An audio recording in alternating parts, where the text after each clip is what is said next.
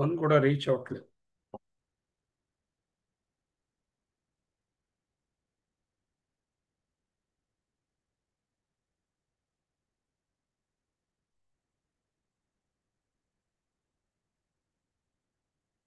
వచ్చారండి.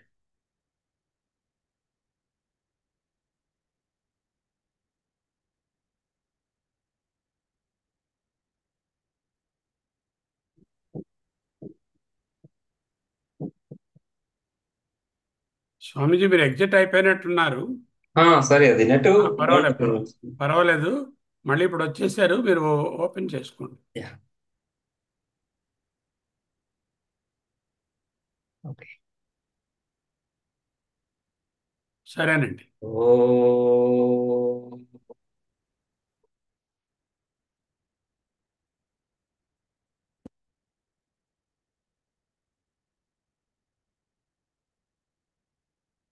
భద్రం ను అభివాదయమనః.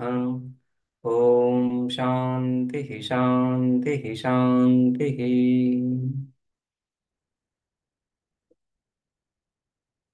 చాందోగ్యం మనం 7వ ఖండం చూస్తున్నాము. ఇక్కడ అథాధ్యాత్మం అని అంతకుముందు అధిదైవ ఉపాసన చూసి, ఋక్ సామలలో అధిదైవ దృష్టి చూసి, తర్వాత అధ్యాత్మ అధ్యాత్మ దృష్టి చూస్తున్నాం. వాగే వర్క్ ప్రాణ సామ అంటూ మొదలైంది. సో వాక్ యందు, ఋకు యందు వాక్ దృష్టి, అదేవిధంగా సామ యందు ప్రాణ దృష్టి అని. అదేవిధంగా ఇవి అధ్యాత్మం అంటున్నప్పుడు ఆత్మ అని అర్థం చెప్పుకున్నాం. అధ్యాత్మం అనే పదము అవ్యయభావ సమాసం, అధి ఆత్మన్. సో అర్థము ఆత్మని, సప్తమి విభక్తి, ఆత్మయందు. ఆత్మ అంటే ఇక్కడ ఈ స్థూల సూక్ష్మ శరీరాలు తీసుకుంటాం కాబట్టి ఈ ఇంద్రియాలు స్థూల శరీరము అని ఆ విధంగా ఇంద్రియ దృష్టి చెప్పుకుంటున్నాం ఇక్కడ. రైట్. రుక్ యందు వాగేంద్రియ దృష్టి. వాగేంద్రియం ఎక్కడ? శరీరంలోనే ఉంది. స్థూల శరీరంలో సూక్ష్మ శరీరము, సూక్ష్మ శరీరంలో వాగేంద్రియము. సో ఆ విధంగా అధ్యాత్మ ఆ ఇంద్రియ దృష్టితో ఈ ఋక్ సామల యొక్క ఉపాసన.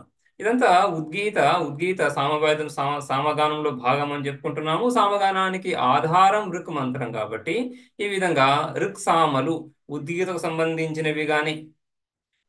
సంబంధించినవిగానే ఉంటూ ఆ విధంగా ఉద్గీతోపాసన అవుతుంది ఇదంతా కూడా. రైట్. అదే విధంగా చక్షురే వరకు ఆత్మా సామ అంటూ చక్షురింద్రియము చక్షురింద్రియము ఎందు ఋక్ ఎందు చక్షురింద్రియ దృష్టి, ఆత్మ అంటున్నప్పుడు ఆ కంటిలో ఉన్నటువంటి పురుషుడు కంటిలో ప్రతిబింబం ఏదైతే ఉందో, కంటిలో ఆ జీవుడు విశ్వడు జాగ్రత్త అవస్థలో జీవుడు కంటి ఎందు దక్షిణాక్షిలో ఉంటున్నాడని కదా. సో ఆ విధంగా ఆ రూపాన్నే సామగా ఉపాసించడం, సామయందు ఆ దృష్టితో ఉపాసించడం. అదేవిధంగా శ్రోత్రం మనః, శ్రోత్రము మనస్సు.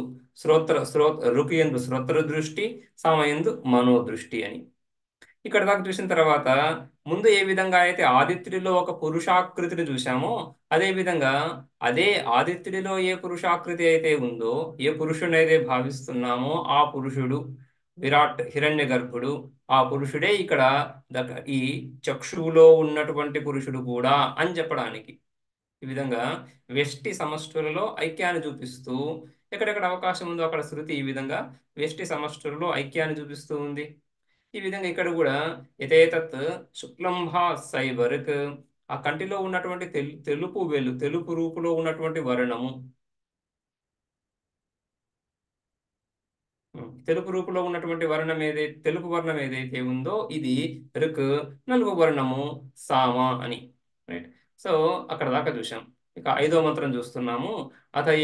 అథయేషు అంతరక్షిణి పురుషో దృశ్యతే సైవర్క్ తత్సామ తదుక్తం తద్యజుస్తద్బ్రహ్మ తస్యైతస్య తదేవ రూపం యదముష్య రూపం యావముష్య గేష్ణౌ తౌ గేష్ణౌ యన్నామ తన్నామ. ఈ మంత్రం చూశాం. రైట్.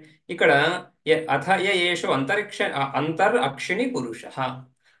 అక్షిణి ఈ కంటి యందు ఉన్నటువంటి పురుషుడు ఎవరైతే తెలుస్తున్నాడో, సైవర్ తత్సామ, సా ఏవ ఋక్ తత్సామ అని.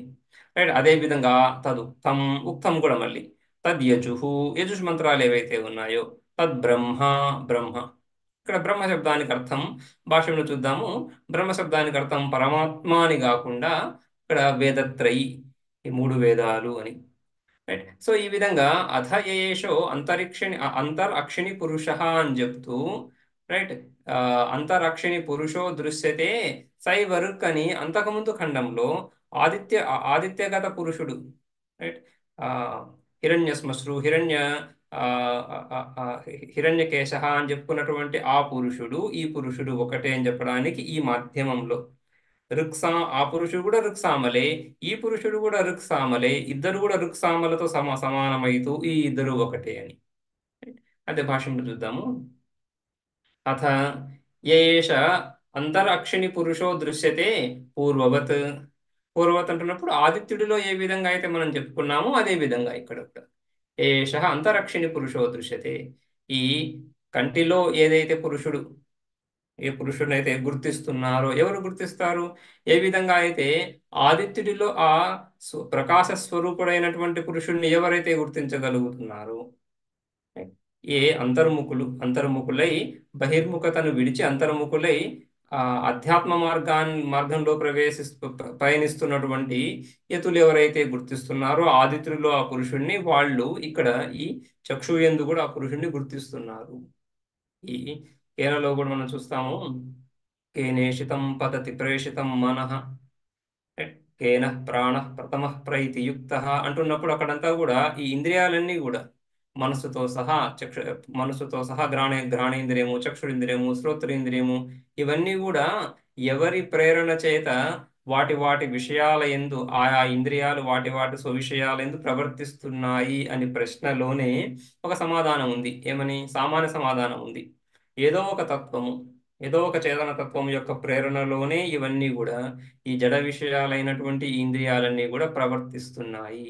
అటువంటి ప్రేరేపించేటువంటి చేతన తత్వము లేక ఈ జడ ఇంద్రియాలు ఇవి ఈ విధంగా వాటి వాటి సామర్థ్యాలు స్వతంత్రంగా కలిగి ఉండలేవు.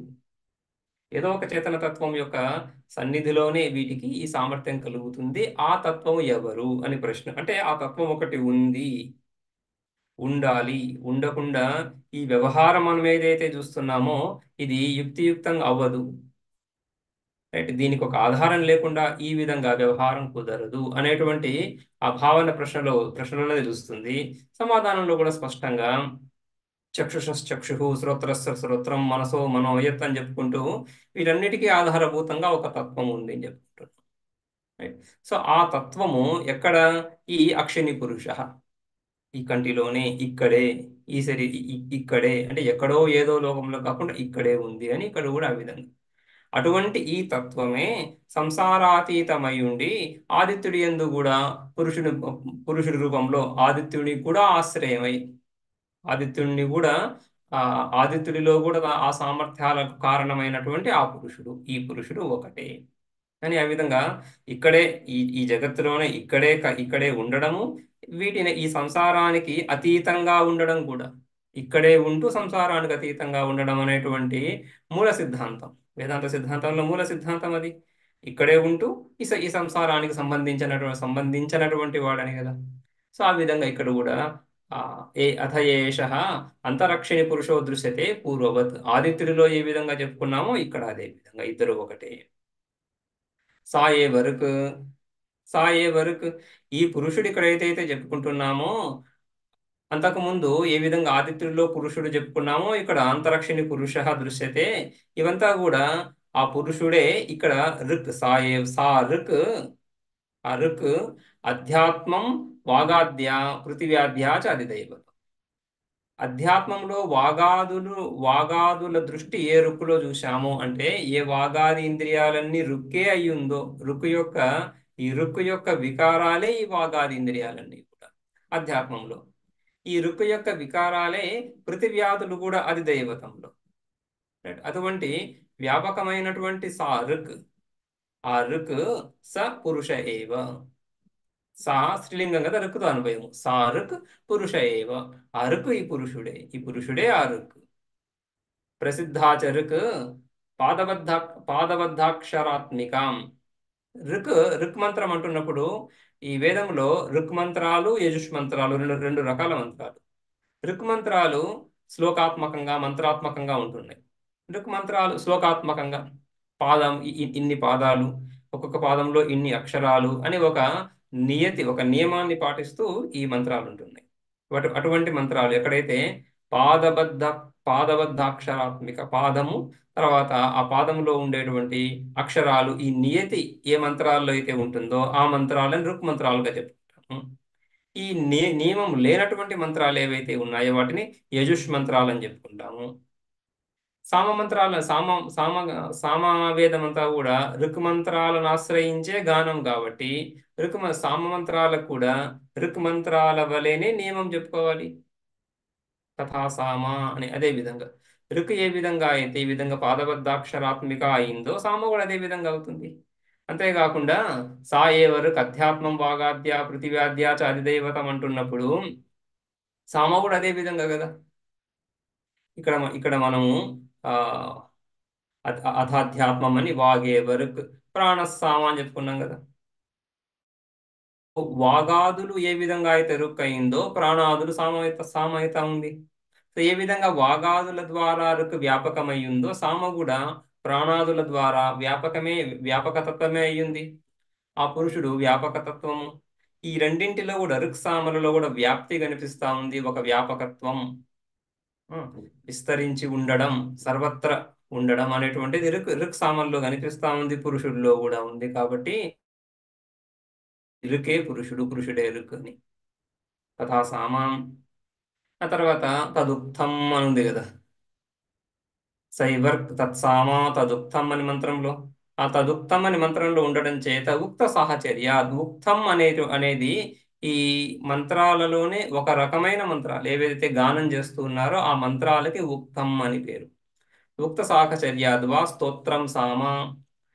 తదుక్తం అని ఉంది కాబట్టి స్తోత్రము శస్త్రము అని రెండు రకాల మంత్రాలు. స్తోత్రము శస్త్రము అని. స్తోత్రము సామ అంటున్నారు. సామ అంటేనే గానం చేయబడేది కాబట్టి స్తోత్రం అంటే గాన సహిత గానం చేయబడేటువంటి మంత్రం. సో స్తోత్రం సామ.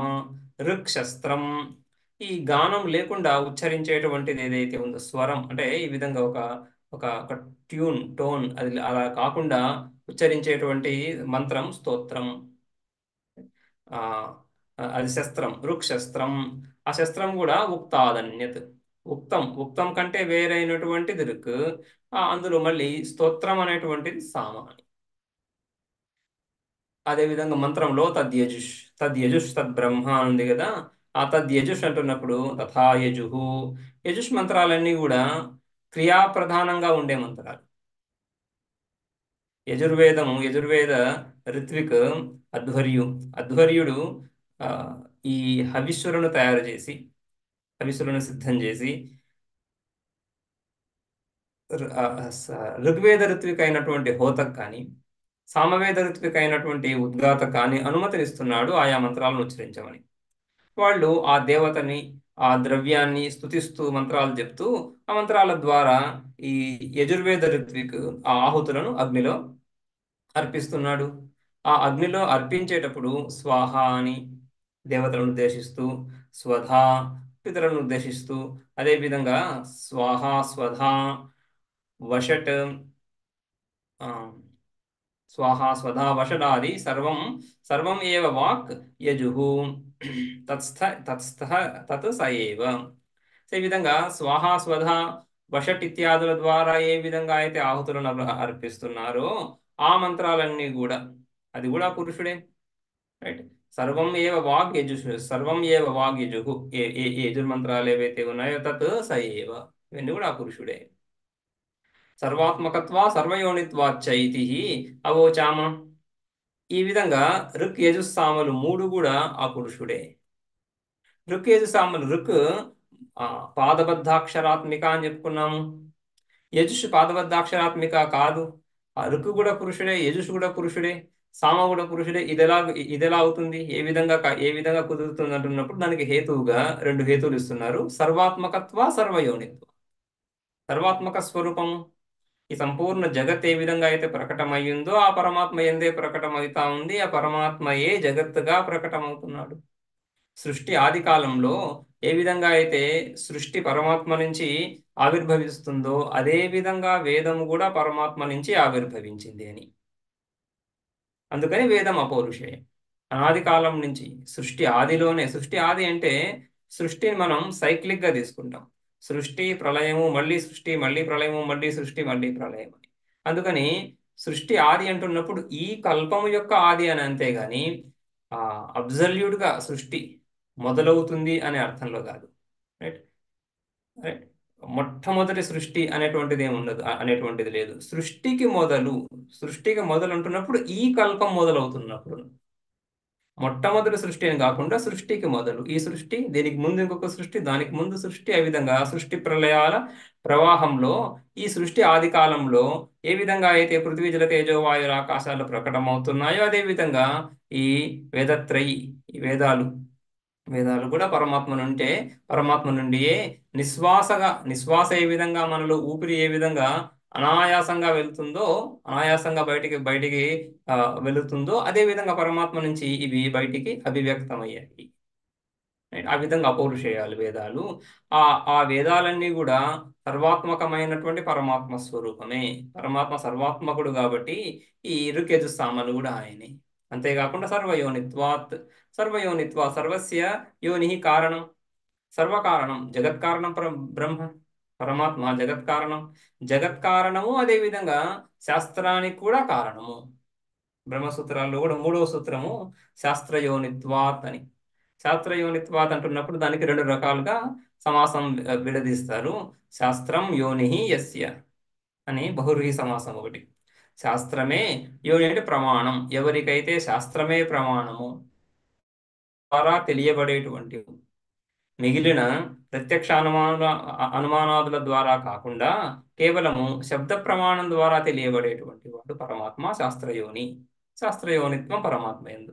అదేవిధంగా శాస్త్రస్య యోని, శాస్త్రస్య కారణం, శాస్త్రానికి కారణం పరమాత్మ నుండి శాస్త్రం ప్రకటమయ్యింది అని చెప్పడానికి.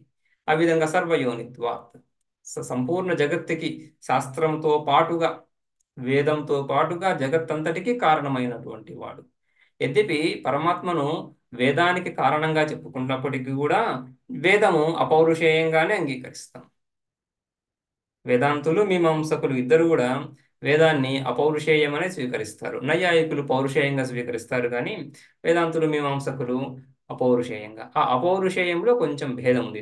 ఇద్దరి యొక్క అపౌరుషేయం నిర్వచనంలో కొద్దిగా భేదం ఉంది. మీమాంసకులు వేదం అపౌరుషేయం అంటున్నప్పుడు వాళ్ళు ఒక సృష్టికర్త ఈశ్వరుణ్ణి అంగీకరించరు. ఈ సృష్టిని సృష్టించినటువంటి ఒక కర్త ఉన్నాడని అంగీకరించరు. కాబట్టి బ్రహ్మ నుండి వేదము ఉత్పన్నమైంది, ప్రకటమైంది, ఆవిర్భావమైంది అనేటువంటి విషయాల్ని వాళ్ళు అంగీకరించరు. ఈ ఈ ఏ విధంగా అయితే జగత్తును కూడా వాళ్ళు అనాదిగానే గ్రహిస్తారు. జగత్తు ఎలా అనాదిగా ఉందో అదే విధంగా వేదం కూడా అనాది అని చెప్పడం. ఆ విధంగా పౌరుషేయం. వేదాంతులు ఈ పరమాత్మ నుండి, బ్రహ్మ నుండి వేదం ఆవిర్భూతం అవుతుంది, ప్రకటమవుతుంది. అయినప్పటికీ కూడా పరమాత్మ ఒక గ్రంథాన్ని రాసేటువంటి గ్రంథకర్త లాగా ఈ వేదం యొక్క కర్త కాడు. గ్రంథకర్త ఒక కథను బుద్ధిలో భావించి దాన్ని గ్రంథస్థం చేస్తున్నాడు. ఆయన బుద్ధి కల్పితం, ఆయన ఊహించి, ఆలోచించి, చూసి, ఏదో ప్రమాణం ద్వారా చూసి రాయొచ్చు, విని రాయొచ్చు, లేదా కల్పించి రాయొచ్చు. అన్నింటిలో కూడా ఆయన ప్రమాణ వ్యాపారం ఉంది, అక్కడ తెలుసుకొని రాస్తున్నాడు. పరమాత్మ వేద సృష్టి ఆ విధంగా కాకుండా పూర్వకల్పంలో ఏ విధంగా అయితే వేదము పూర్వకల్పంలో ఏ విధంగా అయితే ప్రకటమై ఉన్నదో అదే విధంగా ఇక్కడ దాన్ని మళ్ళీ ఆవిర్భావం చేస్తున్నాడు. స్మృతి లాగా, స్మరించడం లాగా. సర్వజ్ఞుడు పరమాత్మ కాబట్టి పూర్వకల్పంలో ఏ విధంగా వేదం ఉందో అదే వేదం కాబట్టి ఆయన రచించడం లేదు అక్కడ. ఆయన స్వతంత్రంగా కొత్తగా రూల్స్ రాయటం లేదు. ఇక్కడ ముందు ఉన్న వాటినే మళ్ళీ ప్రకటన చేస్తున్నాడు కాబట్టి అపౌరుషేయం. రైట్. ఇప్పుడు మనం చాందోగ్యం చదువుతున్నాము, చాందోగ్యం మనం చదువుతున్నాము, వింటున్నాము, రైట్, అర్థం చేసుకోవడానికి ప్రయత్నం చేస్తున్నాము. అంత మాత్రం చేత చాందోగ్యం ఇక్కడ పౌరుషేయం అయిపోదు కదా. ముందు ఏదైతే ఉందో దాన్నే కదా మనం తెలుసుకొని మనం దాన్ని విచారిస్తున్నాం. అదే విధంగా వేదం కూడా ముందు ఉన్నదే, ఉన్నదాన్నే మళ్ళీ ఆయన ఈ విధంగా ప్రకటిస్తున్నాడు కాబట్టి అది అపౌరుషేయం అని వేదాంతుల యొక్క ఈ అపౌరుషేయత్వం అనే పదానికి నిర్వచనం ఆ విధంగా. పరమాత్మను అంగీకరిస్తాము, బ్రహ్మను అంగీకరిస్తాము, బ్రహ్మ నుండి వేదం ప్రకటమైంది, కానీ అపౌరుషేయం. పురుషుడి నుంచి ఏదైతే వస్తుందో దాన్ని పౌరుషేయమని, పురుషుడి నుంచి రాని దాన్ని అపౌరుషేయమని, పురుషుడి నుంచి రావడం అంటే పురుషుడు బుద్ధిపూర్వకంగా కల్పించాడా లేదా అని చూస్తూ, బుద్ధిపూర్వకంగా కల్పించింది కాదు ఇది, స్మరించి చెప్పింది కాబట్టి అపౌరుషేయం. సో ఆ విధంగా సర్వయోనిత్వాత్ అంటున్నప్పుడు ఈ ఈ వేదానికి పరమాత్మ కారణం కాబట్టి ఇక్కడ ఆ పురుషుడే ఋక్ యజుస్సామలు అని చెప్పడంలో దోషం లేదు. అయితే పౌరుషేయత్వ దోషం కూడా రావటం లేదు. సర్వయోనిత్వాచ ఇది అవోచామ. ఇది చాలాసార్లు మనం విచారించే ఉన్నాం కాబట్టి అని అవోచామ. ఋగాది ప్రకరణాత్ తద్ బ్రహ్మ ఇది త్రయో వేదాః. అయితే మంత్రంలో తద్యజుష్ అని చెప్పిన తర్వాత తద్బ్రహ్మ అని వచ్చింది కదా, అక్కడ బ్రహ్మ శబ్దానికి అర్థం త్రయో వేదాః, ఈ మూడు వేదాలు. మూడు వేదాలు అన్నప్పుడు కూడా వేదాలు మూడు రకాలైనటువంటి మంత్రాలు, ఋక్ యజుస్సామ మంత్రాలని వేదత్రయి అని. రైట్. ఋక్ యజుస్సామ అథర్వణ 4 వేదాలు. ఆ 4 వేదాల్లో ఉండేటువంటి 3 రకాలైనటువంటి మంత్రాలు, ఆ 3 రకాల మంత్రాలను ఈ విధంగా త్రయోవేద అని చెప్పుకోవడం. అంతకుముందు కూడా సైవరుక్ తత్సామ తదుక్తం తద్యజుహు అని వచ్చింది కదా సావిత్రి. అందుకని 3 వేదాలు అనేసి. తస్య ఏతస్య చాక్షుషస్య పురుషస్య తదేవ రూపం అతిదిశ్యతే. మంత్రంలో కూడా ఇక్కడి నుంచి తస్య ఏతస్య తదేవ రూపం యదముష్య రూపం అంటున్నప్పుడు ఆదిత్యుడిలో చెప్పినటువంటి పురుషుడి యొక్క రూపాన్ని ఈ చాక్షుస్థ పురుషుడు యందు ఆరోపించడం, అతిదేశం చేయడం. అదేవిధంగా ఆయన యొక్క అవయవాలు, అంశలు, యౌ అముష్య గేష్ణౌ తౌ గేష్ణౌ. అదేవిధంగా ఆ ఆదిత్యుడి యొక్క పేరు ఎన్నామా తన్నామా అని ఆయన రూపము, ఆయన ఆయన విభాగాలు, ఆయన పేరు కూడా ఈ చాక్షుషస్థ పురుషుడికి అవన్నీ ఉన్నాయి, అన్నీ వర్తిస్తాయి అని చెప్తూ ఐక్యతను చూపించడం ఇక్కడ భాష్యంలో. తస్య ఏతస్య చాక్షుషస్య పురుషస్య తదేవ రూపం అతిదిశ్యతే. ఆ రూపమే ఆరోపించబడుతా ఉంది. కిం తత్, ఏ రూపం అది? యద్ అముష్య ఆదిత్య పురుషస్య, ఆ ఆదిత్య పురుషుడి యందు ఏ రూపమైతే చెప్పుకున్నామో, హిరణ్యశ్మశ్రు హిరణ్యకేశ ఆనకాగ్రేభ్య ప్రణకాగ్రేభ్య అని చెప్పుకున్నాం కదా. సో ఆ విధంగా ఈ పురుషుడు కూడా అదే రూపం కలిగినటువంటి వాడు అని. హిరణ్మయ ఇత్యాది యద్ అధిదైవతం ఉక్తం. అధిదైవతోపాసనలో ఏదైతే హిరణ్మయ పురుషుని చెప్పుకున్నామో అధ్యాత్మోపాసన కదా ఇక్కడ. అధ్యాత్మోపాసన అంటున్నప్పుడు ఈ శరీరంలో ఉండే తత్వాల గురించి ఉపాసిస్తున్నాము. ఉద్గీత ఎందు లేదా ఋక్సామల ఎందు ఈ శరీరంలో ఉండే తత్వాల గురించి విచారిస్తున్నాము. అదే పురుషుడు ఆదిత్యుడిలో ఉన్నటువంటి ఆ పురుషుడే ఇక్కడ అధ్యాత్మంలో కూడా ఉన్నాడు కాబట్టి ఈ ఈ పురుషుడిని ఇక్కడ ఈ ఈ ఉద్గీత ఎందు ఈ ఋక్సామల ఎందు భావిస్తున్నాం. ఇద్దరు ఒకటే అని. ఆ విధంగా ఆ ఆదిత్యుడిలో ఉన్నటువంటి పురుషుడే ఇక్కడ కూడా ఉన్నాడు అని స్పష్టంగా శృతి చెప్తా ఉంది ఇక్కడ ఉపాసన రూపంగా కూడా. కిం తత్ యదముష్య ఆదిత్య పురుషస్య రూపం. ఏ రూపం అది? హిరణ్మయ ఇత్యాది. యౌ అముష్య గేష్ణౌ, ఆ ఆదిత్యుడి యొక్క గేష్ణౌ పర్వాణి పర్వణి అంటే పర్వలు అంటే భాగాలు, గెనుపులు అని. యదముష్య పర్వణి తౌ ఏవ అస్యాపి చాక్షుషస్య. ఋక్సామలు ఏ విధంగా అయితే ఆ పురుషుడి యొక్క పర్వలు అని చెప్పుకున్నామో అదేవిధంగా చాక్షుషస్య పురుషస్య, ఈ చాక్షుష పురుషుడు, ఈ కంటిలో ఉన్నటువంటి పురుషుడు యందు కూడా అవే పర్వలు. యచ్చముష్య నామ ఉదితి ఉద్గీత ఇది చ తదేవ అస్య నామ. యన్నామ తన్నామ. యన్నామ అంటే యత్ అముష్య నామ, ఆ ఆదిత్యుడికి ఏ పేరైతే చెప్పుకున్నామో, రైట్, ఉదితి అని చెప్పేసి ఉత్ అనేటువంటి పేరు కలిగినటువంటి వాడు, సకల పాపముల నుంచి పైకి లేచినటువంటి వాడు, అతిక్రమించినటువంటి వాడు అని చెప్పుకున్నాం కదా. సో ఆ విధంగా అని ఏదైతే పరమాత్మ ఆ ఆదిత్య పురుషుడి యందు పేరు ఏదైతే ఉందో అదే ఈ చాక్షుషస్థ పురుషుడికి కూడా అదే పేరు. అదే విధంగా ఉద్గీత అనే పేరు కూడా పరమాత్మయే ఉద్గీత. ఏ ఉద్గీతను మనం ప్రతీకగా చూస్తున్నామో, ఏ ఉద్గీత అనే ప్రతీకలో పరమాత్మను భావిస్తున్నామో, ఆ ఉద్గీత కూడా పరమాత్మే సర్వాత్మకత్వ. సర్వాత్మకుడైనటువంటి ఆ పరమాత్మయే ఉద్గీత అని, ఆ విధంగా ఉద్గీత అనే పేరు, ఉత్ అనే పేరు, ఆ రెండు కూడా ఈ చాక్షుష పురుషుడికి కూడా వర్తిస్తాయి. ఇక్కడ ఒక పూర్వపక్షం.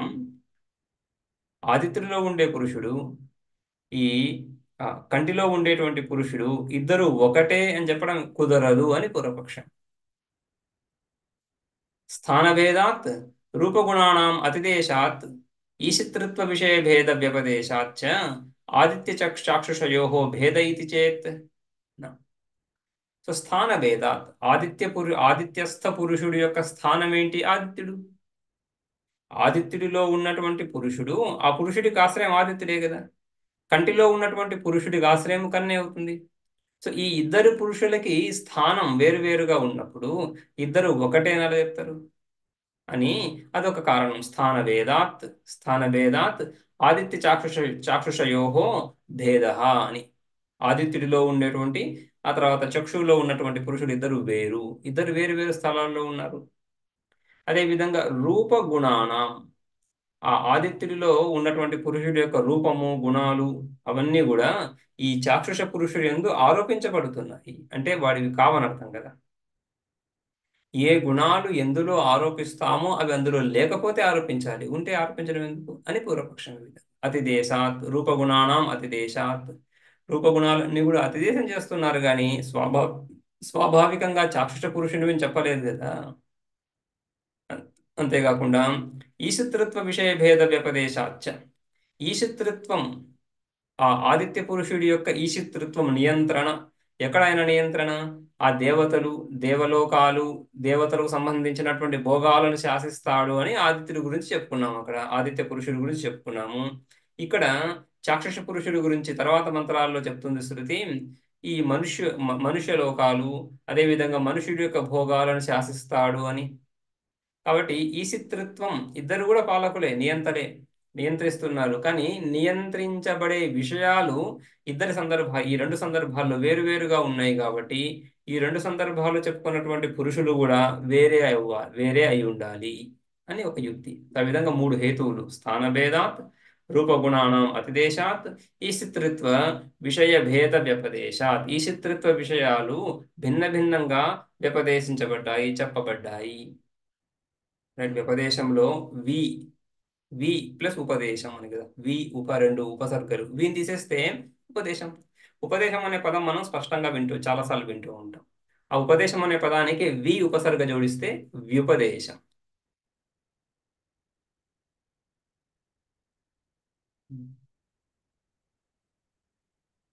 వి ఓకే, వి అప, ఇక్కడ ఉప కాకుండా అప. వి అప, తర్వాత దిశ్ ధాతు, వ్యపదేశం. వి అప ఉపసర్గ కాకుండా ఉపసర్గ చేస్తే ఉపదేశం అవుతుంది. ఉపసర్గలోనే భేదం, ధాతు అదే. సో భేద వ్యపదేశాత్, భేదం చెప్పబడింది. ఈ విధంగా మూడు రకాలుగా భేదం చెప్పబడింది కాబట్టి ఈ ఇద్దరు వేరు వేరు అని అంటే అలా కాదు.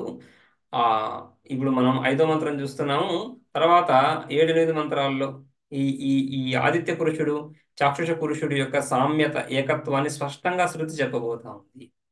అమునా అనేన ఏవ ఇతి ఏకస్య ఉభయాత్మ ప్రాప్తి అనుపపత్తేహే.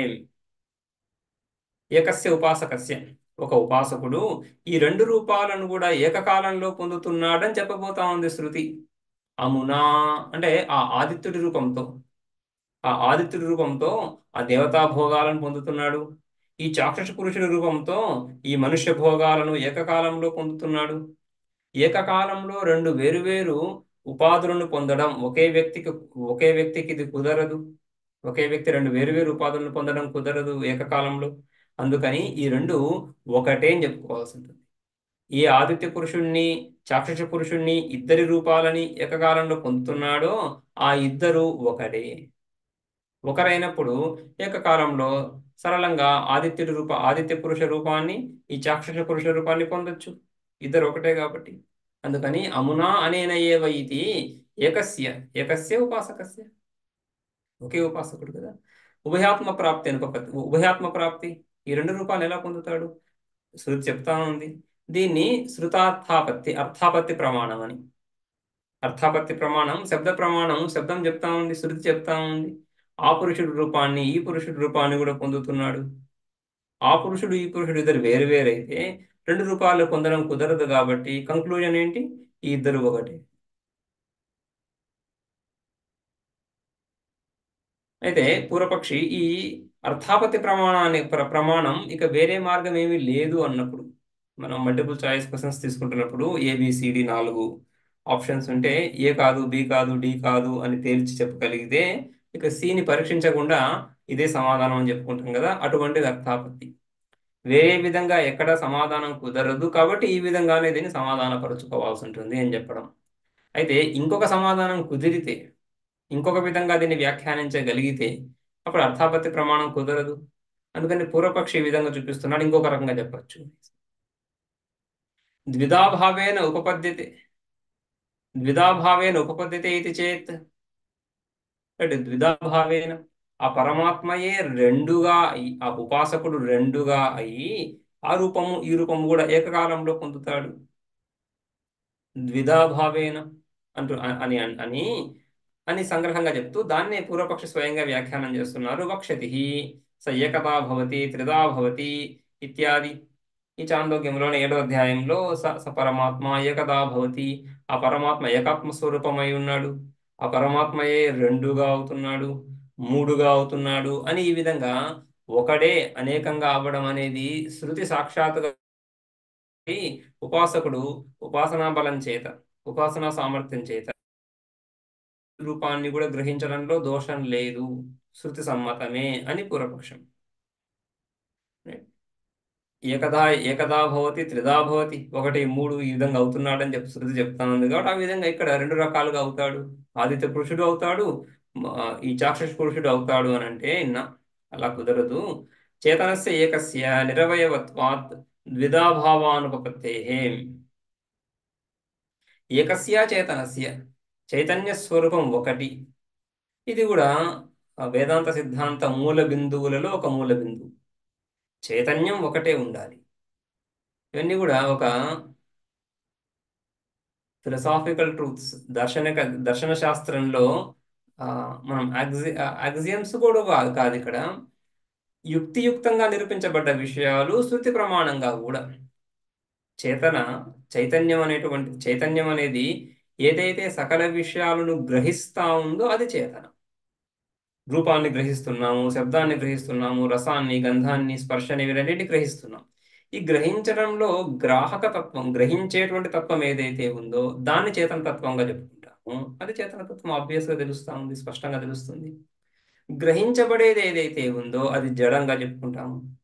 ఈ విధంగా ఈ జగత్తంతా కూడా జడ చేతన విభాగంలో చెప్పుకోవచ్చు. జడాలు చేతనలు, జడాలు చేతనలు అంటున్నప్పుడు సహజంగా ఒక బహువచనాన్ని రెండిట్లో ప్రయోగించినా కూడా చేతనలు అనేకంగా ఉండడం యుక్తియుక్తం కాదు.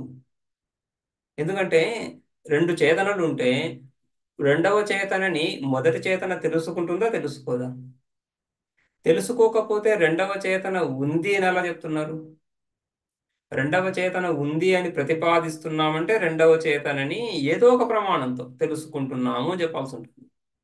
అది తెలియబడే కోటిలోకి వస్తుంది, తెలియబడే వస్తువుల కోటిలోకి వస్తుంది.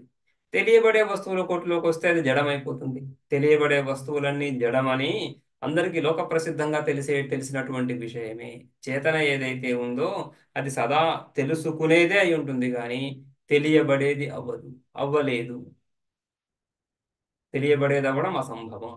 ఆ విధంగా చేతన ఒకటి అని యుక్తియుక్తంగా కూడా శృతి ద్వారా కూడా ఏకమేవా ద్వితీయం బ్రహ్మ అని శృతి ద్వారా కూడా తెలుస్తాం. అందుకని ఏకస్య చేతనస్య, చైతన్యం ఎప్పుడు ఏకమే. ఏకమేవ సదేవ సౌమ్య ఇదమగ్రాసీత్ ఏకమేవా ద్వితీయం, ఏకం ఏవ అద్వితీయం, ఒకటే, రెండవది లేకుండా. అందుకని నానా పురుష వాదన సరైంది కాదు. ఏకస్య చేతనస్య, అంతేకాకుండా చైతన్యము ఒకటి, నిరవయవత్వాత్, నిరవయవ స్వరూపము. మనం సామాన్యంగా ఆత్మస్వరూపాన్ని చెప్పుకుంటున్నప్పుడు సజాతీయ విజాతీయ స్వగత భేదరహితం అని చెప్పుకుంటాం. సజాతీయ భేదాలు కానీ, విజాతీయ భేదాలు కానీ, స్వగత భేదాలు కానీ లేనటువంటిది ఆత్మ అని. ఆ స్వగత భేదాలు లేకపోవడం అంటే నిరవయవ స్వరూపం. ఈ చెట్టు ఒక చెట్టుని తీసుకున్నప్పుడు అందులో చెట్టు ఒకటి, చెట్టులో ఏకత్వ సంఖ్య ఉంది, ఒకటే అది, ఒక ఒక వృక్షం అని చెప్పుకున్నా కూడా అందులో అనేక అంశాలు ఉన్నాయి. ఆకులు, కొమ్మలు, రెమ్మలు, పువ్వులు, కాయలు, వేళ్ళు, మొదళ్ళు, రైట్, ఈ విధంగా అనేకమైనటువంటి విభాగాలు అందులో ఉన్నాయి. అది సావయవము లేదా స్వగత భేదం కలిగినటువంటిది. అలా కాకుండా ఆత్మ చైతన్యము నిరవయవము, ప్రజ్ఞాన ఘనం, ఘనీభూత ప్రజ్ఞానం. ఘనీభూత ప్రజ్ఞానం అంటే ఆ ప్రజ్ఞానము కాక ఇంకొక తత్వము లేదు. ప్రజ్ఞానం కాక ఇంక వేరే తత్వం దేన్ని నిరాకరిస్తున్నాము? ప్రజ్ఞానం కాకుండా రెండవ తత్వాన్ని దేన్ని నిరాకరిస్తున్నాము అక్కడ? జ్ఞాత, జ్ఞేయము. రైట్? ఈ ఈ ఈ కారకాలు ఏవైతే ఉన్నాయో, జ్ఞాత తెలుసుకునేవాడని కానీ తెలియబడేదని కానీ లేకుండా కేవలము తెలివి, ఎరుక, అది మాత్రమే. అందుకని ప్రజ్ఞాన ఘనం. ఆ విధంగా నిరవయవ స్వరూపము, నిరవయవ స్వరూపమైనటువంటి ఒకటైనటువంటి సజాతీయ విజాతీయ భేదాలు లేనటువంటి ఆ చేతన ద్విధాభావానుపపత్తే, రెండుగా ఎలా అవుతా ఉంది? తస్మాత్ అధ్యాత్మాదిదైవతయోహో ఏకత్వమే. అందుకని ఒకటి రెండు అవ్వడం లేదు ఇక్కడ. రెండు, రెండుని ఒకటిగా చేయడం సిద్ధాంతం, కానీ ఒకటి రెండుగా అవడం లేదు.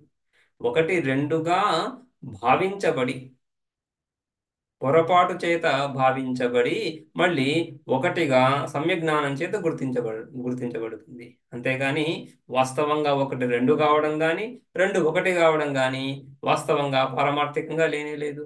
అందుకని ఇక్కడ ద్విధాభావం కుదరదు. ద్విధాభావానుపపత్తే తస్మాత్ అధ్యాత్మాదిదైవతయో ఏకత్వమేవ. ఎత్తు రూపాద్యతిదేశో భేదకారణం అవోచో నతత్ భేదావగమాయ. పూర్వపక్షి ఏదైతే శృతిని కోట్ చేశాడో, రైట్, ఈ చాందోగ్యంలో 7వ అధ్యాయంలో శృతిని ఉల్లేఖించాడు, ఉదాహరించాడు కదా, ఆ శృతి తాత్పర్యం భేదంగానే కాదు అక్కడ. ఇలా 7వ అధ్యాయంలో ఆ మంత్రం చూస్తాం అక్కడ. ఇక్కడ క్లుప్తంగా చెప్తున్నారు, ఎత్తు రూపాద్యతిదేశో భేద కారణం అవోచో. రూపాద్యతిదేశ స ఏకదా భవతి త్రిదా భవతి అంటున్నప్పుడు రూపాదులను ఆరోపించి ఆ విధంగా భిన్న భిన్నంగా చెప్పబడుతా ఉంది ఒకే తత్వము.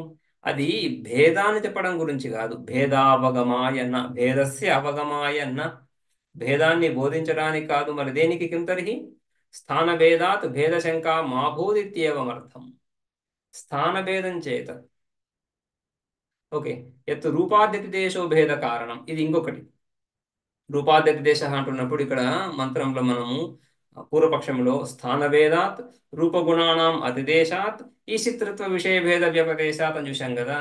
ఆ రూపగుణానాం అతిదేశం, రూపగుణానాం అతిదేశం అంటే ఆ ఆదిత్య పురుషుడిలో ఉన్నటువంటి ప్రకాశ స్వరూపము, అంటే ఆ హిరణ్మయత్వము, అవన్నీ కూడా చాక్షుష పురుషుడిలో ఉన్నాయని అద్దేశం చేయడం ఏదైతే ఉందో, ఇది ఈ రెండింటిలో ఆదిత్య పురుషుడిని చాక్షుష పురుషుడిని ఇద్దరిని వేరుపరచడం అనేటువంటి ఉద్దేశంతో చేసింది కాదు.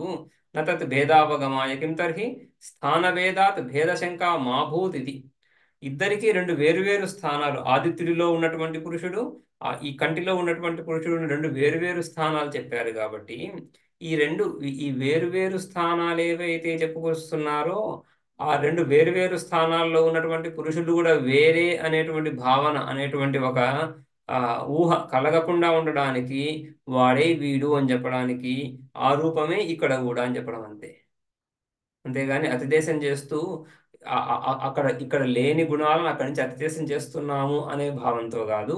అక్కడ ఇక్కడ అనేటువంటి భావన సహజంగా కలుగుతుంది. ఆ ఊర్లో ఒకడు ఈ ఊర్లో ఒకడు అంటున్నప్పుడు ఆ ఊరిలో ఉన్న వ్యక్తి ఈ ఊరిలో ఉన్న వ్యక్తి ఇద్దరు వేరవ్వాలి. అదేవిధంగా ఇక్కడ ఆదిత్య పురుషుడు చాక్షుష పురుషుడు అంటే ఇద్దరు వేరు అనే భావన సహజంగా బుద్ధిలోకి వస్తుంది. కాబట్టి దాన్ని తిరస్కరించడానికి శృతి ఇక్కడ ఒకరే అని చెప్పడానికి ఆ రూపమే ఇక్కడ కూడా, ఆ పేరే ఇక్కడ కూడా, ఆ రూప గుణాలే ఇక్కడ కూడా అని ఆ విధంగా అతిదేశం చేస్తా ఉంది.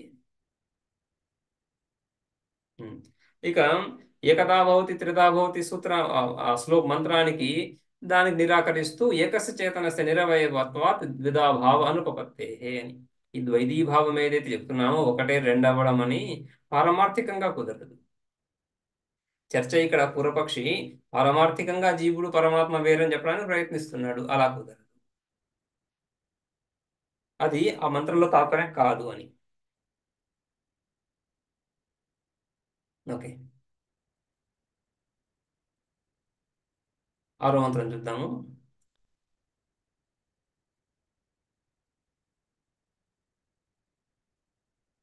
స ఏష ఏ చ ఏతస్మాదర్వాంచో లోకాస్తేషాం చేష్టే మనుష్యకామానాం చేతి తద్య ఇమే వీణాయాం గాయంతి ఏతం తే గాయంతి తస్మాత్ తే ధనసనయః.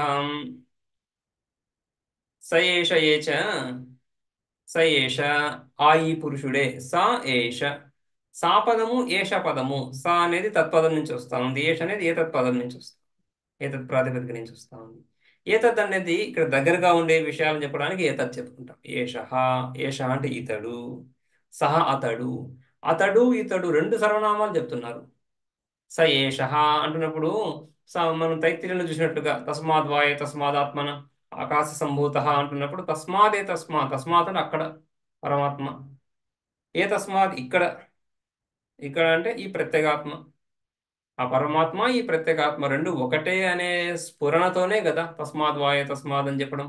అదేవిధంగా స ఏష అనేటువంటి ఈ ప్రయోగం కూడా ఆ ఈ ఆ ఆదిత్య పురుషుడు ఎవరైతే ఉన్నారో, ఈ ఆదిత్య పురుషుడి కంటే అభిన్నంగా ఈ చాక్షుష పురుషుడు ఎవరైతే ఉన్నారో ఈ పురుషుడు.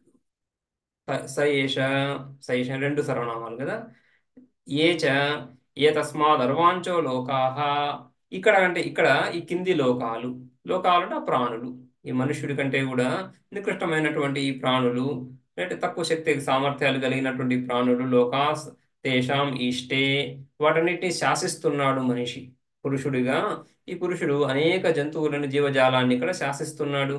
అంతేకాకుండా మనుష్య కామానాంచ, ఈ మనుష్య కోరికలు ఏవైతే ఉన్నాయో, మనుష్య భోగాలు ఏవైతే ఉన్నాయో వాటిని కూడా శాసిస్తున్నాడు, అంటే భోగిస్తున్నాడు, వాటిని పొందుతున్నాడు.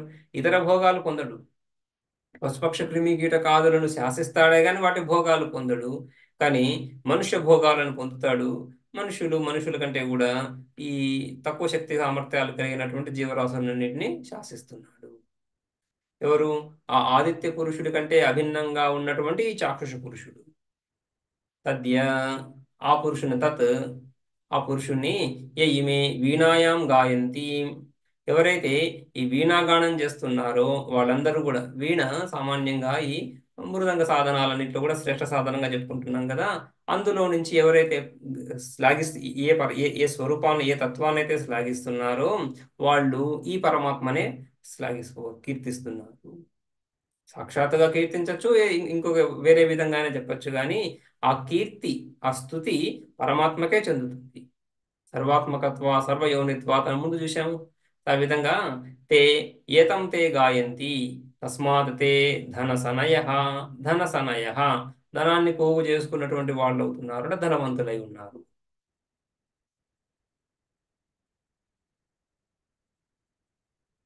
భాష్యంలో సయేష చాక్షుష పురుషో ఏ చ ఏతస్మాత్ ఆధ్యాత్మికాదాత్మనః అర్వాంచః అర్వాగతాః లోకాః తేషాం చ ఇష్టే మనుష్య సంబంధినాంచ కామానాం. ఆ విధంగా ఈ పురుషుడు, ఈ చాక్షుష పురుషుడు ఎవరైతే ఉన్నారో ఈ ఆధ్యాత్మిక సచ ఏతస్మాత్ ఆధ్యాత్మికాత్ అర్వాంచః, మంత్రంలో అర్వాంచః అని వచ్చింది కదా. ఏ తస్మాద్ అర్వాంచః, ఏ తస్మాద్ పంచమి, దీనికంటే దిగువ ఉన్నటువంటి, దీనికంటే అంటే దేనికంటే, దీనికంటే ఏ తస్మాద్ అంటున్నప్పుడు ఆధ్యాత్మికాదాత్మన, ఆధ్యాత్మికాదాత్మన జీవుడు తనకంటే, ఈ శరీరంతో తాదాత్మ్యమై ఉన్నటువంటి ఈ జీవుడు, ఈ మనుష్యుడు, ఈ మనుష్యుడి కంటే కూడా నికృష్టమైనటువంటి అర్వాంచ అర్వాగతాహ లోకాహ, లోకాహ లోక్యంతే అని చెప్తూ ఆ విధంగా ప్రాణులు, సో ఈ జీవరాశులు, ఈ జీవరాశులన్నింటినీ కూడా ఇష్టే, ఇష్టే ఇషపాలనే నియంత్రిస్తున్నాడు. అదేవిధంగా మనుష్య సంబంధి కామనలను కూడా, కోరికలను కూడా, భోగాలను, కామనలను కూడా కామ్యంతే అని చెప్పి భోగాలు, సో మనుష్య భోగాలన్నింటినీ పొందుతున్నాడు. ఎవరు? ఆ పరమాత్మ స్వరూపం. ఆ పరమాత్మయే ఈ విధంగా జీవరూపేణ అనేన అనేన ఆత్మనా అనుప్రవిశ్య అనేన జీవేన ఆత్మనా అనుప్రవిశ్య నామరూపే వ్యాకరవాణి అని చెప్పుకుంటున్నాం కదా. ఆ పరమాత్మయే ఈ జీవుడి రూపంగా శరీరంలో ప్రవేశించి ఈ నామరూపాదులతో వ్యవహారం అంతా చేస్తున్నాడు. తత్సృష్ట్వా తదేవానుప్రావిశత్ ప్రవేశ శృతి. పరమాత్మ ఈ జగత్తంతని సృష్టించి ప్రవేశించాడు. ప్రవేశించడం అంటే తాదాత్మ్యాన్ని పొందడం, తాదాత్మ్యాన్ని పొందడం అంటే జీవభావాన్ని పొందడం. సో ఆ విధంగా ఆ పరమాత్మయే ఇక్కడ ఈ విధంగా అని. అందుకని ఆ పరమాత్మ ఈ ఉపాధి రహితంగా చూస్తున్నప్పుడు ఆదిత్య పురుషుడి కంటే కూడా అభిన్నమే. ఆ పరమాత్మనే తత్ తస్మాత్ ఏ ఇమే వీణాయాం గాయంతి గాయకాః. గాయకులు ఎవరైతే వీణ యందు గానం చేస్తున్నారో తే ఏతమేవ గాయంతి. ఈ పరమాత్మనే స్తుతిస్తున్నారు. ఏ విధంగా స్తుతించినా కూడా సర్వదేవ నమస్కారం కేశవం ప్రతి గచ్చతి. సో ఆ కేశవుణ్ణి ఈ ఈ సకల సకల పూజలు ఆ పరమాత్మనే చేరుతున్నాయి. ఏ పేరుతో పూజించినా కూడా చివరికి ఆ పరమాత్మనే చేరుతున్నాయి. అదేవిధంగా ఇక్కడ కూడా ఎవరు ఏ విధంగా స్తుతించినా ఆ పరమాత్మనే స్తుతిస్తున్నారు. ఆ పరమాత్మనే స్తుతిస్తున్నారు అనడానికి లింగం కారణం ఏ విధంగా చెప్తారు? ఏ విధంగా నిరూపిస్తారు? ఈ వీణా గాయకులు కూడా పరమాత్మనే గానం చేస్తున్నారు అంటున్నప్పుడు హేతు చెప్తున్నారు. యస్మాత్ ఈశ్వరం గాయంతి తస్మాత్ తే ధనసనయో ధనలాభయుక్తాః ధనవంతః ఇత్యర్థః. కర్మఫలదాత పరమాత్మ కర్మఫలదాత పరమాత్మ కాబట్టి ఆ పరమాత్మను కీర్తిస్తూ పరమాత్మను స్తుతిస్తూ పూజిస్తూ ఆ పరమాత్మ ద్వారా ఇక్కడ ఈ భోగాలను ఈ ధనాన్ని పొంది ఉన్నారు. ధనలాభయుక్తాః ధనవంతులై ఉన్నారు.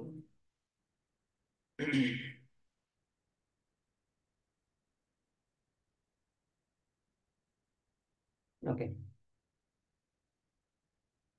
7వ మంత్రంలో అథ ఏతదేవం విద్వాన్ సామగాయత్యువౌ స గాయతీం. సో అమునైవ స ఏష ఏ చ అముష్మాత్ పర్వాంచో లోకాస్ శాప్నోతి దేవకామాగంశ్చ. స అమున స అమునైవ స ఏష ఏ చ అముష్మాత్ పరాంచో లోకాస్ తాగంశ్చ ఆప్నోతి దేవకామాగంశ్చ. ఈ విధంగా పరమాత్మ అథ ఏతదేవం విద్వాన్ ఏతద్ ఏవం విద్వాన్ ఎవరైతే ఏతత్ ఈ ఈ ఈ ఈ ఉపాసన ఈ పరమాత్మ స్వరూపాన్ని ఏ పరమాత్మ స్వరూపం అయితే ఆదిత్య పురుషుడి కంటే అభిన్నము చాక్షుష పురుషుడి కంటే అభిన్నము ఏ పరమాత్మ స్వరూపాన్ని అయితే గాయకులు గానం చేస్తున్నారో ఆ స్వరూపాన్ని ఏవం విద్వాన్ ఈ విధంగా చాక్షుష రూపంలోను ఆదిత్య రూపంలోను ఆ విధంగా అటువంటి నామాలు అటువంటి పర్వలు అటువంటి స్వరూపము కలిగినటువంటి ఆ పరమాత్మ స్వరూపాన్ని విద్వాన్ సామగాయతి సమగానం చేస్తున్నారు, స్తుతిస్తున్నారు. అతడు ఉభౌ స గాయతి ఉభౌ ఈ ఈ ఈ ఈ ఈ తత్వాన్ని తెలుసుకొని ఎవరైతే సామగానం చేస్తున్నారు, ఎవరైతే ఉద్గీతను ఆలపిస్తున్నారో సామగానం చేస్తున్నారో ఈ విషయాలను తెలుసుకొని రుక్ ఏంటి సామ ఏంటి ఆ పరమాత్మ స్వరూపము ఆదిత్యుడిలో ఏ విధంగా ఉన్నాడు చక్షువులో ఏ విధంగా ఉన్నాడు ఈ రెండింటికి సంబంధం ఏమిటి ఇవన్నీ తెలుసుకొని ఎవరైతే సామగానం చేస్తున్నారో ఆ సామగాయకుడు ఉభౌ సగాయతి ఆ ఆధ్యాత్మిక రూపంలో ఉన్నటువంటి చాక్షుష పురుషుణ్ణి ఆదిదైవిక రూపంలో ఉన్నటువంటి ఆదిత్య పురుషుణ్ణి ఇద్దరిని కూడా స్తుతిస్తున్నాడు ఏకకాలంలో. ఇద్దరు ఒకటే. అతడు ఆ ఉపాసకుడు సహా అమునా ఏవ అమునైవ అమునా ఆ ఆదిత్య రూపంతో ఏ చ అముష్మాత్ పరాంచో లోకాహ అముష్మాత్ పరాంచ ఆ ఆదిత్యుడి కంటే పైన ఉన్నటువంటి లోకాలు ఊర్ధ్వలోకాలన్నీ, రైట్, భువర్లోక సువర్లోక మహర్లోక జనలోక తపోలోక సత్యలోక ఈ లోకాలన్నీ లోకాస్ తాగంశ్చ ఆప్నోతి దేవకామాగంశ్చ, రైట్, ఆ ఊర్ధ్వలోకాలన్నీ పొందుతున్నాడు. ఆ ఊర్ధ్వలోకాల్లో ఉన్నటువంటి దేవతలు ఆ దేవతల యొక్క కామనలు భోగాలు పొందుతున్నాడు. ఆ దేవతాత్మక స్వరూపాన్ని పొంది ఆ స్వరూపం ద్వారా ఆ దేవతలకు సంబంధించినటువంటి భోగాలను కూడా పొందుతున్నాడు. మనుషులకు సంబంధించినటువంటి భోగాలు మనుష్య శరీరాన్ని పొంది మాత్రమే పొందగలము, లేదా మనుష్య శరీరంతో తాదాత్మ్యాన్ని పొంది ఆ విధంగా ఆ దేవతా రూపంతోనూ ఈ విధంగా మనుష్య రూపంతోనూ ఏకకాలంలో తాదాత్మ్యాన్ని ఏకాత్మ సర్వాత్మకుడై ఉండడం చేత కుదురుతుంది. ఆ విధంగా ముందు ఇక్కడ దేవతా స్వరూపాన్ని, ఇదే మనము ఈ ఆదిత్య పురుషుడు చాక్షుష పురుషుడు ఒకటే అని చెప్పడానికి హేతువుగా కూడా ఈ మంత్రాన్ని చెప్పుకున్నాం, అమునా అని చెప్పేసి. ఇక్కడ అదే మంత్రం 7వ మంత్రంలో అమునా ఏవ, ఈ ఆదిత్య రూపంతోనే. ఆదిత్య రూపాన్ని ఎలా పొందుతున్నాడు? పరిణామాన్ని పొంది కాదు, రైట్? సో సర్వాత్మకుడు కాబట్టి ఆదిత్య రూపాన్ని పొంది అని. పరమాత్మ సర్వవ్యాపకమై ఉండడం చేత ఏ ఆ, ఏకకాలంలోనే సకల ఉపాధుల్లో ఉంటున్నాడు. అయితే ఉపాసకుడు ఆ పరమాత్మని సంపూర్ణంగా సకల సర్వవ్యాపకుడుగాను ఎటువంటి ఉపాధితో సంబంధం లేనటువంటి వాడుగానుగా తెలుసుకోవటం లేదు. తెలుసుకోకుండా యత్కించిత్ ఉపాధి సంబంధంతో భావిస్తున్నాడు. ఆదిత్య పురుషుడిగా భావిస్తున్నాడు, చాక్షుష పురుషుడిగా భావిస్తున్నాడు. ఎక్కడ ఎక్కడ ఏ విధంగా భావిస్తున్నాడు అక్కడక్కడ ఆ విధంగా పొందుతాడు. సర్వాత్మకుడు అయి ఉండడం చేత పొందుతున్నాడు. ఉపాసన అనేది ఒక సాధన ద్వారా ఆ భోగాలను పొందడానికి అర్హుడవుతున్నాడు. రైట్? యుక్తి ఏముంది ఇక్కడ? యుక్తి సర్వాత్మకుడు కాబట్టి సర్వస్వరూపుడు, సర్వాత్మకుడు కాబట్టి అంతటా ఉంటూ అన్ని విషయాలను తెలుసుకుంటున్నటువంటి తత్వమే మూలభూత తత్వమై ఉన్నాడు. కాబట్టి ఆ విధంగా ఒక బ్యాక్గ్రౌండ్, ఒక యుక్తి ఈ ఉపాసనలన్నిటికీ ఆలంబనగా ఉంది. అయితే ఏ రూపాన్నైనా పొందగలిగినటువంటి వాడు ఈ ఆదిత్య రూపాన్ని, చాక్షుష పురుష రూపాన్ని మాత్రమే ఎందుకు? ఎందుకంటే ఉపాసన ఆ విధంగా ఉంది కాబట్టి. ఉపాసన అనే సాధనతో అక్కడ మాత్రమే తెలుసుకుంటున్నాడు. అది కొంత పరిచ్ఛిన్నత, కొంత వ్యాప్తి. వ్యాప్తి ఈ ఇండివిజువల్, ఈ వ్యక్తి భావం, ఈ వ్యష్టి భావం నుంచి సమష్టి వైపు వెళ్ళడం, రైట్? సో వెళ్ళినప్పటికీ కూడా వ్యష్టి సమష్టిలలో ఈ రెండింటిని కలుపుతున్నప్పటికీ కూడా ఇంకా ఉపాధి భావన ఉండడం, అది జ్ఞానం కంటే కూడా వేరుగా తెలుస్తుంది. ఏకాత్మతా భావం కంటే వేరుగా తెలుస్తుంది. అందుకనే ఇది ఒక మధ్యలో ఒక అడుగులాగా, మధ్యలో ఒక లంకెలాగా, ఈ ద్వైతానికి అజ్ఞానం ద్వారా కలిగే అద్వైతానికి మధ్యలో ఒక సంధి మార్గంలాగా ఉపాసన సహకరిస్తా. భాష్యంలో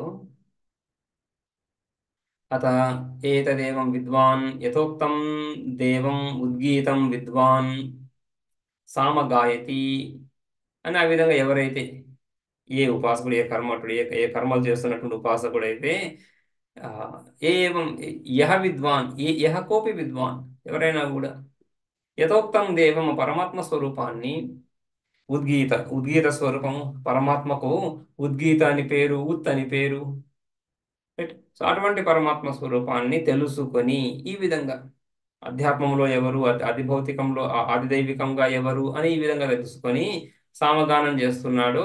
అతడు ఉభౌస గాయతి చాక్షుషం ఆదిత్యం చ, ఇద్దరిని ఏకకాలంలో స్తుతిస్తున్నాడు. ఒకరేం తెలుసుకున్నాడు కదా, ఒకరేం తెలుసుకున్నాడు కాబట్టి రెండు రూపాల్లో ఉన్నటువంటి ఇద్దరు పురుషులకు కూడా ఆ స్తుతి ఏకకాలంలో లభిస్తారు. స అమునా ఏవ ఆదిత్యేన, అమునా ఏవ, అమునా అనేది అధస్ శబ్దానికి రూపం కదా. అధస్ అంటే దూరంగా ఉన్నటువంటి వస్తువుని చెప్పుకుంటున్నాం. ఆ దూరంగా ఉన్నది ఎవరు ఇక్కడ? ఆదిత్య బింబం, రైట్? సో ఆ ఆదిత్య పురుషుని ద్వారా అమునా ఏవ ఏష ఏ చ అముష్మాత్ పరాంచో లోకాహ, ఆ విధంగా ఆ ఆదిత్యుడి ద్వారానే ఆదిత్యుడి కంటే కూడా ఊర్ధ్వలోకాలు ఏవైతే ఉన్నాయో, ఊర్ధ్వలోకాలు, రైట్? భూర్భువ స్వహ అని చెప్పుకున్నారు, ద్యులోకం ఇత్యాదులు, ఆ లోకాన్ని పొందుతున్నాడు. ఆ లోకంలో ఉన్నటువంటి దేవ భోగాలని పొందుతున్నాడు. ఆదిత్యాంత అముష్మాత్ పరాంచో లోకా, అంతకంటే పై లోకాలు పొందుతాను ఆప్నోతి. ఆదిత్యాంతర్గత దేవో భూత్వా, ఆదిత్యాంతర్గత దేవ ఎవరు? ఆ విరాట్ హిరణ్య గర్భుడు, ఆ హిరణ్మయ పురుషుడు. ఆ హిరణ్మయ పురుషుణ్ణి పొంది ఆ పురుషుడితో తాదాత్మ్యాన్ని పొంది ఉపాసనలు సర్వత్రా ఇదే ఫలంగా, ప్రధానంగా ఇదే ఫలంగా చూస్తూ వస్తున్నాం. ఉపాస్య తత్వాన్ని ఉపాసకుడు పొందడం. ఉపాసతత్వము ఆదిత్య పురుషుడు ఆ పురుషుడిని పొందుతున్నాడు, పురుషుడితో తాదాత్మ్యాన్ని పొందుతున్నాడు. ఇది అర్థో దేవకామాంచ. సో ఆదిత్యాంతర్గతో దేవో భూత్వా ఇది అర్థ. ఆదిత్య స్వరూపుడే అవుతూ, ఆదిత్య స్వరూపుడే అవుతూ అంటే సర్వాత్మకుడు అయి ఉన్నాడు కాబట్టి ఆదిత్య స్వరూపుడై ఉన్నాడు. ఉపాసనా బలం చేత తాదాత్మ్యం. ఉపాసన అనేది నిరంతర చింతన కదా. ఏ విషయాన్నైతే లోకంలో కూడా మనం నిరంతరంగా భావిస్తూ వస్తూ ఉంటామో దాని స్మృతి అధికంగా ఉంటుంది, తొందరగా గుర్తుకొస్తుంది. దానికి సంబంధించినటువంటి ఏ విషయాలు మనకు కనిపించినా వెంటనే స్ఫురణకు వచ్చేస్తుంది ఆ విషయం. ఆ విధంగా ఇక్కడ ఆదిత్య స్వరూపాన్ని నిరంతరము భావిస్తున్నటువంటి ఆ ఉపాసకుడు ఆదిత్య స్వరూపంతో తాదాత్మ్యాన్ని పొందుతాడు. అదేవిధంగా దేవకామనలను కూడా.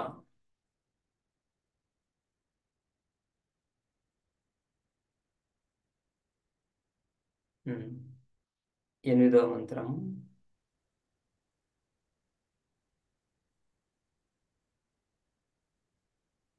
అథ అనేనైవ ఏ తస్మాదర్వాంచో లోకాస్తాగం చాప్నోతి మనుష్యకామాగంశ్చ తస్మాదైవం విదుద్గాత బ్రూయాత్.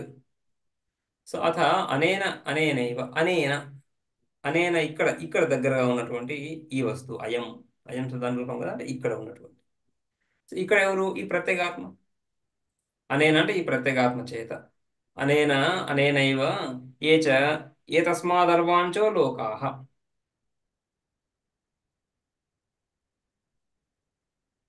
సో ఆ విధంగా ఏ తస్మాదర్వాంచో లోకాః వ్యాప్తి. ఈ విధంగా ఈ లోకంలో ఉన్నటువంటి సకల జీవులను పొందుతున్నాడు, సకల జీవుల్లో వ్యాపించి ఉన్నాడు. అదేవిధంగా మనుష్య కామాగంశ్చ, ఇందులో మనుష్య కామనులు శ్రేష్టం. ఇతర మనుష్యుల కంటే కూడా, కింద ఉన్నటువంటి పశుపక్షాదుల కంటే కూడా మనుష్య కామనులు, మనుష్య భోగాలు శ్రేష్టం కాబట్టి మనుష్య భోగాలను పొందుతున్నాడు. అదేవిధంగా సకల ప్రాణులలో వ్యాప్తిని పొందుతున్నాడు.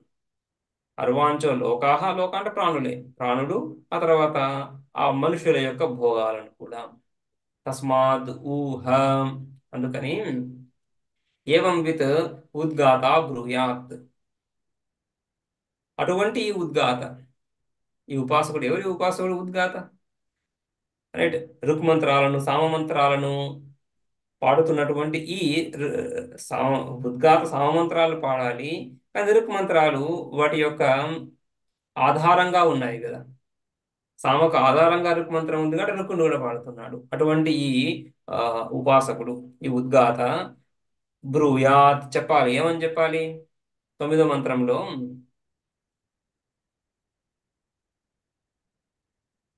కం తే కామమగాయాని ఇతి ఏష హ్యేవ కామాగానస్య ఇష్టే ఏవం విద్వాన్ సామగాయతి సామగాయతి. ఆయన ఆ ఉద్గాత ఈ విధంగా ధైర్యంగా చెప్పాలి. కం తే కామం ఆగాయాని ఇది, ఇది వరకు. ఇది అంటే ఈ నీకు ఏ కోరికను నేను సిద్ధింపజేయాలి. తే తే తవ, నీకు కం కామం, ఏ కోరికను, నీ భోగ్య పదార్థాన్ని ఏది నువ్వు కోరుకుంటున్నావు, నీ ఇచ్ఛ ఏమిటి? కం తే కామం ఆగాయాని, దేన్ని సిద్ధింపజేయడానికి, గాయాని, రైట్. అహం గాయాని, నేను పాటలు సామగానం చేయబోతున్నాను, ఉద్గానం చేయబోతున్నాను. ఉద్గానం చేయబోయే ముందు నీ కోరిక ఏమిటి? దేని గురించి నన్ను ఉద్గానం చేయమంటున్నావు అని ఆ విధంగా ఆయన అడగాలి. అంతే కామం ఆగాయ అని అంటే ఏ కామనైనా కూడా నేను ఉద్గానం ద్వారా పొందగలగ చేస్తాను. ఎందుకని? సకల మనుష్య కామనలు ఉమ్, సకల మనుష్య కామనలు పొంది ఉన్నాడు కాబట్టి. రైట్. సో అర్వాంచో లోకాః, ఈ లోకంలో ఉండే సకల ప్రాణులను, సకల మనుష్య భోగాలను పొందే ఉన్నాడు. అదేవిధంగా ఆ లోకాలు ఆదిత్యుడి కంటే కూడా పైన ఉన్నటువంటి లోకాలు, ఆ దేవతా భోగాలు కూడా ఆయనకు వశమై ఉన్నాయి. కాబట్టి ఏదైతే యజమాని కోరుకుంటున్నాడో అవన్నీ కూడా కల్పించగలడు అని. ఆ విధంగా స్తుతి ఉద్గాత యొక్క ఉద్గాతను స్తుతించడం, ఉద్గాతను స్తుతించడం ద్వారా ఉపాసనను స్తుతించడం. ఈ ఉపాసన శ్రేష్టమైనటువంటిది, ఈ విధంగా సకల కామనలను కలుగజేస్తుంది అని. కంతే కామం ఆగాయాని ఇతి అని చెప్పాలి. ఏష హ్యేవ కామాగానస్య ఇష్టే ఆ, ఏవం విద్వాన్ సామగాయతి, ఏవం విద్వాన్ సామగాయతి. ఎవడైతే ఈ విధంగా తెలుసుకొని ఏవం విద్వాన్, ఈ విధంగా తెలుసుకొని సామగానం చేస్తున్నాడో వాడు కామ కామాగానస్య ఇష్టే, కామాగానస్య కామాలను సిద్ధింపజేయడంలో ఆగానము, ఆగానం అంటే పాడడం అని, పాడడం అంటే ఆ కామనలు తీరాలి అనేటువంటి సంకల్పంతో పాడడం. కాబట్టి ఏ ఏ కామనలను యజమాని కోరుకుంటున్నాడో ఆ కామనలను పూరింపజేయడానికి సమర్థుడు ఎవరు? ఉద్గాత, ఈ ఉపాసకుడు. ఈ విధంగా స్పష్టంగా తెలుసుకొని ఉపాసన చేస్తున్నటువంటి ఆ ఉపాసకుడు సమర్థుడు అని. భాష్యం చూద్దాము. అథ అనేన ఏవ చాక్షుషేణ, చాక్షుషేణ ఏవ చ ఏవ ఏ చ ఏతస్మాదర్వాంచో లోకాస్ తాంచ ఆప్నోతి మనుష్యకామాంచ చాక్షుషో భూత్వా ఇది అర్థ. చాక్షుషో భూత్వా అనేది భాష్యంలో జోడిస్తున్నారు. చాక్షుషో భూత్వా అంటే చాక్షుష పురుషుడు అవుతూ, చాక్షుష పురుషుడు అవుతూ ఆ చాక్షుష పురుషుడి ద్వారా, అనేన ఏవ చాక్షుషేణ, ఈ చాక్షుష పురుషుడి ద్వారా ఈ పురుషుడి కంటే కూడా అర్వాంచో లోకాహ, తక్కువ కొవ్వుకు చెందినటువంటి ప్రాణులందరూ కూడా మనుష్యుణ్ణి పొందాడు, మనుష్య భోగాలన్నిటినీ పొందాడు. కాబట్టి ఆ మనుష్యుడికి అధీనంలో ఉన్నటువంటి సకల ప్రాణులను పొందినట్లే. తస్మాద్ తస్మాద్ గుహ ఏవం విద్ ఉద్గాత బ్రూయాత్. అందుకని ఆ ఉద్గాత ఈ విధంగా చెప్పాలి. ఏవం విద్ ఉద్గాత, ఈ విధంగా చక్కగా తెలుసుకున్నటువంటి ఉపాసించేటువంటి ఉపాసకుడు ఉద్గాత బ్రూయాత్, ఎవరిని ఉద్దేశిస్తూ? యజమానం బ్రూయాత్, యజమానిని ఉద్దేశించి. ఆ కర్మ చేస్తున్నటువంటి ఉద్గాత ఋత్విక్ కదా, ఆ కర్మ చేస్తున్నటువంటి ఉద్గాతను ఉద్దేశిస్తూ ఈ విధంగా చెప్పాలి. ఏమని? కమిష్టం తే తవ కామం ఆగాయాని, తే తవ, నీకు కం ఇష్టం ఆగాయాని, ఏ కామనలను పొందడానికి నువ్వు కర్మ చేస్తున్నావు, ఏ కామనలను ఉద్దేశించి సామగానం చేయమంటావు అని అని అడగాలి. అని అడగాలి అంటే ఆ అడిగిన తర్వాత యజమాని ఏదేదైతే కోరుకుంటున్నాడో, ఏది కోరుకున్నా కూడా నేను సమర్థంగా నీకు ఆ ఫలాన్ని ఇప్పించగలను, ఫలాన్ని నీకు ఆ ఫలం నీకు లభిస్తుంది అని ప్రతిజ్ఞ చేయడం కదా. సో ఆ విధంగా కం ఇష్టం తే తవ కామం ఆగాయాని అని, అది ఆ సామర్థ్యం ఆ ఋత్వికులో, ఆ ఉద్గాతలో, ఆ ఉపాసకుడిలో ఉంది. అది ఈ ఉపాసన యొక్క మహిమ. ఏష హి యస్మాత్ ఉద్గాత కామగానస్య ఉద్గానేన కామం సంపాదయితుం ఈష్టే సమర్థ ఇత్యర్థః. ఈ విధంగా ఎందుకని చెప్పాలి ఈ విధంగా? ఎందుకంటే యస్మాత్ ఉద్గాత, ఈ ఉద్గాత కామాగానస్య ఈష్టే, కామాగానస్య ఉద్గానేన కామం సంపాదయితుం, కామాగానస్య అంటున్నప్పుడు కామ కామమును ఆగానం, ఆగానం అంటే గానం చేయడం, సమగానమే చేస్తాడు, ఇంకేం చేయడు. బయటికి వెళ్ళేది పని చేసి ఆ విషయాలను తీసుకురావడం లేదు, సామగానమే చేస్తున్నాడు. కానీ సామగానం చేత ఆ విషయాలను సంపాదించే సమర్థుడు ఎవరు? కాసౌ ఏవం విద్వాన్ సామగాయతి. ఎవరైతే ఈ విధంగా తెలుసుకొని సామగానం చేస్తున్నా, ఏ ఉద్గాత అయితే ఈ విధంగా తెలుసుకొని సామగానం చేస్తున్నాడో వాడు సకల కామనలను సిద్ధింపజేయ సమర్థుడు. ద్విరుక్తి ఉపాసనా సమాప్త్యర్థం. సామగాయతి, సామగాయతి అని ద్విరుక్తి